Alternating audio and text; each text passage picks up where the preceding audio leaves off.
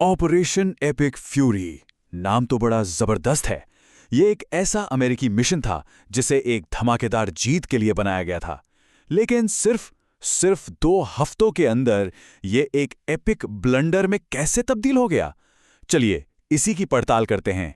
जरा सोचिए, दुनिया की सबसे बड़ी सुपर पावर अमेरिका ईरान पर एक जबरदस्त हमला करती है और फिर सिर्फ 14 दिन बाद वो युद्ध विराम के लिए मतलब सीज फायर के लिए गुहार लगा रही है।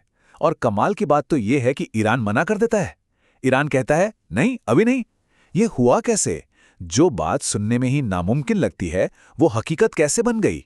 तो चलिए कहानी को वहीं से शुरू करते हैं जहां से ये उलटफेर हुआ, युद्ध के मैदान से, जहां कुछ ऐसा हुआ जिसके किसी ने भी उम्मीद नहीं की थी। शुरू में ईरान की स्ट्रैटेजी थी विक्ट्री डिनायल की।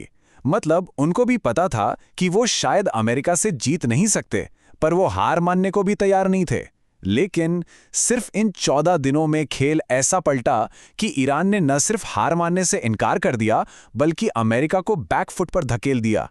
आज आलम यह है कि जंग के नियम अमेरिका नहीं, ईरान तय कर रहा है। सवाल यह है कि ईरान ने यह किया कैसे?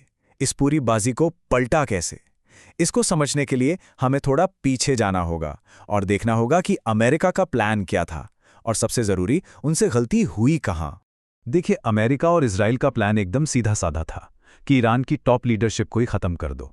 जैसे ही लीडरशिप खत्म होगी, सरकार गिर जाएगी और फिर अमेरिका वहां अपनी पसंद की मतलब एक पॉपेट सरकार बिठा देगा।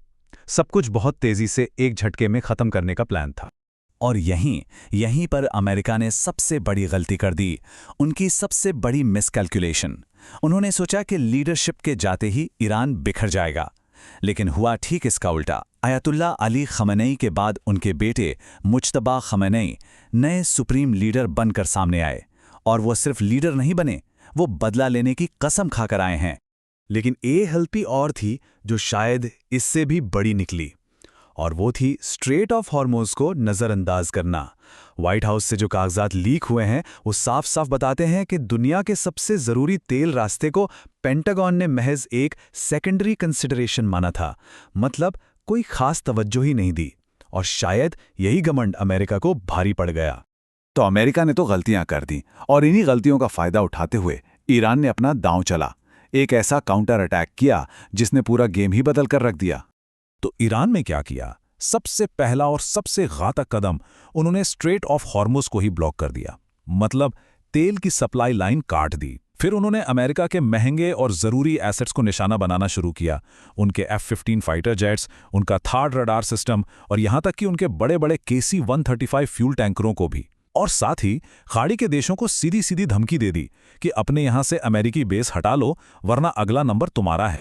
और अब देखिए, सिचुएशन ये है कि ईरान ड्राइविंग सीट पर है, वो अपनी शर्तों पर बात कर रहा है और उसकी 3 बिल्कुल साफ और कड़ी शर्तें हैं। पहली, हमारे शांतिपूर्ण न्यूक्लियर प्रोग्राम समेत सभी कानूनी अधिकारों को मानो। दूसरी, इस जंग में हमारा जो भी नुकसान हुआ है उसका पूरा हर्जाना दो। और तीसरी और सबसे जरूरी, लिखकर इंटरनेशनल गारंटी दो कि भविष्य में दोबारा कभी हमला नहीं करोगे। अब ईरान की इस स्ट्रैटेजी का असर सिर्फ जंग के मैदान तक ही सीमित नहीं रहा, इसका सीधा असर पड़ा है पूरी दुनिया की इकोनॉमी पर। जैसे ही स्ट्रेट ऑफ हॉर्मुज बंद हुआ, तेल की कीमतें आसमान छूने लगी, सीधे $150 प्रति बैरल। सोचिए, पूरी दुनिया में हाहाकार मच गया। और बात सिर्फ तेल की कीमतों की नहीं है। सऊदी अरब, UAE और कतर जैसे देश जो अमेरिका के करीबी माने जाते हैं, वो अब अमेरिका में किए गए अपने $1 ट्रिलियन के इन्वेस्टमेंट को दोबारा देखने लगे हैं। $1 ट्रिलियन! अगर ये पैसा अमेरिकन इकोनॉमी से निकल गया तो अंदाजा लगाया जा सकता है कि कितना बड़ा तूफान आ जाएगा। इस जंग की कीमत भी बहुत भारी पड़ रही है, पैसों में भी और इंसानी जानों में भी। सिर्फ कुछ ही हफ्तों में अमेरिका के $20 बिलियन से ज्यादा खर्च हो चुके हैं। 170 से ज्यादा अमेरिकी सैनिक घायल हैं और अमेरिका के जो सहयोगी हैं खाड़ी में, उन्हें भी $5 बिलियन का चूना लग चुका है। और शायद सबसे चौंकाने वाली बात तो ये है कि अमेरिकी नेवी ने खुद ही हाथ खड़े कर दिए हैं। जी हां, अमेरिका के एनर्जी सेक्रेटरी ने ऑन रिकॉर्ड माना है कि अमेरिकी नेवी इस वक्त तेल के टैंकरों को स्ट्रेट ऑफ हॉर्मुज से सेफली बाहर निकालने के लिए तैयार ही नहीं है। मतलब वो कुछ कर ही नहीं सकते।